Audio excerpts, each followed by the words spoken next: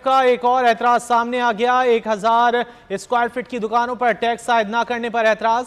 IMF ने मामले पर वजाहत मांगी है। चेयरमैन FBR की जानिब से कहा गया है सेनेट की कायमा कमेटी खजाना का इजलास जारी है। 31,542 बैन आइटम की दरामद से खजाने को $48 मिलियन का नुकसान हुआ।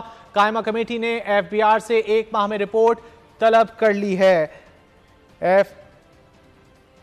IMF का एक और एतराज सामने आ गया है। 1000 स्क्वायर फीट की दुकानों पर टैक्स आयद न करने पर एतराज किया गया है।